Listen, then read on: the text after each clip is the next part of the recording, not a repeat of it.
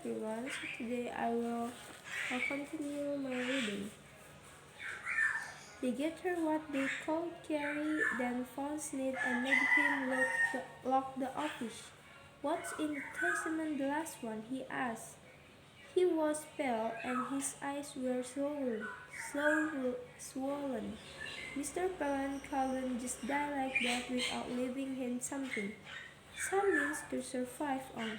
He'd been a loyal servant for 30 years. Can't say. Starboard said, I'll be back tomorrow to inventory everything. Do not allow anyone in. Of course not, Slid whispered, then began weeping again. Starboard and Rayburn spent half an hour with Cobb on a routine call. They showed him where Troy went over the railing, gave him the names of witnesses, described with no detail what the last letter and last will.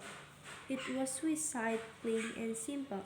They promised a copy of the autopsy report and the cop closed the case before he left the building.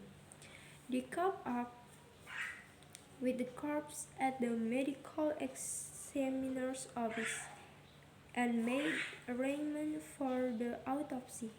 Why an autopsy? Durban asked in a whisper as they waited for paperwork. To prove there were no drugs, no alcohol, nothing to impair his judgment. He thought of everything. It was almost 6 before they made it to a bar in the Willard Hotel near the White House, 2 blocks from their office. And it was only after a stiff drink that Starboard managed his first smile. He thought of everything, didn't he? He's a very cruel man, Durban said. Deep in thought, the stock was wearing off, but the reality was still settling in. He was, you mean? No, he's still here. Troy still calling the shots. Can you imagine the money those fools will spend in the next month? It seemed a crime not to tell them. We can. We have our orders. For lawyers whose clients seldom spoke to each other, the meeting was a rare omen and cooperation. The large ego in the room belonged to Hart Geddes, a brawling litigator who represented Westmoreland for a number of years. Hart had insisted on the meeting not long after he turned to his office on Massachusetts Avenue. He had actually whispered an idea to the attorneys and for TJ and Libby Gale as watched the old man being loaded into the ambulance. It was such a good idea that the other lawyers called their argue. They arrived along with Chloe, Zedel, and Tyson at Gray's office after 5. A court reporter and 2 video cameras were waiting. For obvious reason, the suicide made them nervous.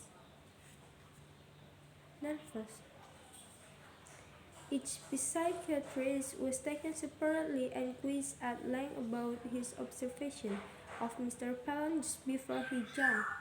There was no scintilla of doubt among the three that Mr. Palin knew precisely what he was doing, that he was of sound mind and had more than sufficient testamentary capacity. You don't have to be insane to commit suicide, they emphasized carefully. When the lawyers, all 13 of them, had extracted every opinion possible, Geddes broke up the meeting. It was almost 8 p.m. Chapter 4. According to Forbes, Troy Perron was the 10th richest man in America. His death was a new world event. The manner he chose made it downright sensational. Outside Williams mentioned in Falls Church as a cluster of reporters wait off on the street for family spokesman to confront. They filmed friends and neighbors as they came and went, tossing out banal questions about how the family was doing. Inside, Mr. Peral's four eldest children gathered with their spouse and their children to receive condolences. The mood was somber when the guests were present. When the guests were gone, the tone changed dramatically. The presence of three grandchildren, 11 of them, forced TJ, Rex, Libby, and Mary Rose to at least try and suppress their festive feelings. It was difficult. Fine wine and champagne were served, lots of, lots of it. Autry Walden won them grieving, no, would he? Together, the older grandchildren drank more than their parents. A TV set in the den was kept on CNN, and every half hour they would gather for the last announcement of Troy dramatic death. A financial correspondent pieced together a 10-minute segment on the vastness of the Pale fortune, and everyone smiled. Lillian kept a stiff upper lip and did a credible job of being the grieving widow. Tomorrow she will work on the arrangement. Herb Geddes arrived around 10, explained to the family that he had spoke to Joe Stafford. There would be funeral, no service for any type, just an autopsy, a cremation, and a scattering of ashes. It was in writing, and Stafford was prepared to do battle in court to protect his client's wishes. Lillian didn't give a damn what they did with Troy, nor did her children, but they had to protest and argue with Geddes. It just wasn't right to send him off with no service. Abigail even managed a small tear and a breaking voice. I will fight this, getting advices gravely. Mr. Palin put it in writing just before his death, and courts will honor his wishes. They came around quickly, no sense wasting a lot of time and money on legal fees. No sense prolonging the grieving. Why make matters worse? Troy always got what he wanted away, and they had learned the hard way not to tangle with Joe Stafford. He will abide by his wish, Lillian said, and the other four nodded sadly behind their mother. There was no mention of the will, and they might actually see it.